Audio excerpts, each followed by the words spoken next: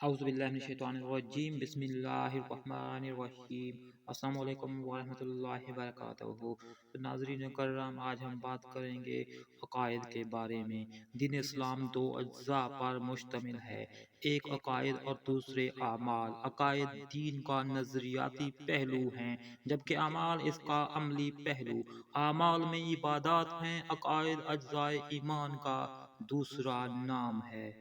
برائے مہربانی اگر آپ میرے چینل پر نئے ہیں تو میرے چینل کو سبسکرائب ضرور کر دیں تاکہ میری آنے والی تمام ویڈیوز کا نوٹیفیکیشن آپ تک بار بار پہنچ سکے۔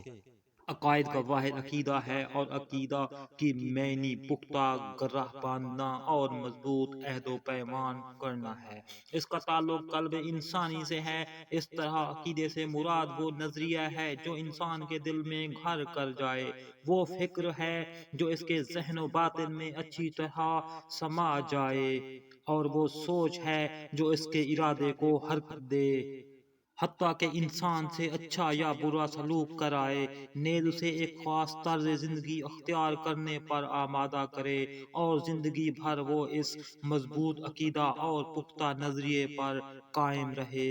عقیدہ کی مثال بیج جیسی ہے، جبکہ عمل اس کا پھل ہے۔ ہمارا ہر عمل دل کے تابع ہے، اور ہمارے ارادے اور نیتوں کا محرک ہمارے دلی جذبات ہیں۔ جذباتی انسان پر اس کے عقائد کی حکومت ہے۔ اس طرح تمام جذبات و احساسات کو ہم دل سے تعبیر کرتے ہیں، جیسا کہ نبی اکرم صلی اللہ علیہ وآلہ وسلم نے تمام نیک اعمال اور برے اعمال کا مرکز دل کو قرار دیا ہے۔ آپ صلی اللہ علیہ وآلہ وسلم کا ارشاد ہے، انسانی جسم میں گوشت کا ایک ٹکڑا ہے، اگر وہ درست ہو تو تمام جسم درست رہتا ہے، اگر اس میں خرابی پیدا ہو جائے تو تمام جسم میں خرابی پیدا ہو جاتی ہے، پس جان لو وہ ٹکڑا انسان کا دل ہے۔ صحیح بخاری کتاب الایمان۔ اسلامی عقائد کو دل کی گہرائیوں سے مانے بغیر نہ اسلامی کردار پیدا ہو سکتا ہے، اور نہ ہی اسلامی سیرت تشکیل پا سکتی ہے۔ ان عقائد کو قرآن حکیم ایمانیات کا نام دیتا ہے۔ ملت اسلامیہ کے تمام افراد کو ذہنی غذا انہی ایمانیات سے ملتی ہے، جس کی بدولت مسلمانوں میں اعمال کی یکسانیت پیدا ہوتی ہے۔ استحکام کی بنیاد ہیں، جبکہ کفر، انکار اور بے یقینی کمزوری اور عدم استحکام کا باعث ہے۔ جیسا کہ حکیم الامت علامہ اسلام کے بنیادی عقائد 5 ہیں، جنہیں قرآن کی اصطلاح میں اجزائے ایمان کہا جاتا ہے۔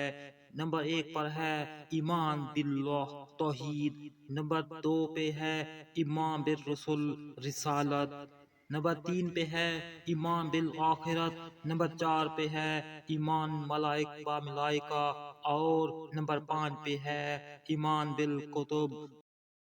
قرآن حکیم سورہ بقرہ آیت نمبر 177 میں انہی عقائد کی تفصیل بیان کرتا ہے۔ ترجمہ ہے، یعنی نیکی یہ ہے کہ آدمی اللہ، یوم آخرت، ملائکہ، اللہ کی نازل کردہ کتاب اور اس کے انبیاء پر ایمان لائے اور انہیں دے مانے۔ نبی کریم صلی اللہ علیہ وآلہ وسلم نے انہی ایمانیات کی تائید حدیث جبرائیل میں کی ہے۔ حضرت جبرائیل حضور صلی اللہ علیہ وآلہ وسلم کے پاس انسانی شکل میں آئے اور دین اسلام کے متعلق بنیادی سوالات کیے۔ ان میں سے ایک سوال یہ تھا کہ ایمان کیا ہے؟ آپ صلی اللہ علیہ وآلہ وسلم نے جواب دیا، ترجمہ ہے، یعنی ایمان یہ ہے کہ تم اللہ تعالی، اس کے فرشتوں، اس کی کتابوں، اس کی رسولوں اور آخرت کو حق جانو اور حق مانو۔ راوی مسلم۔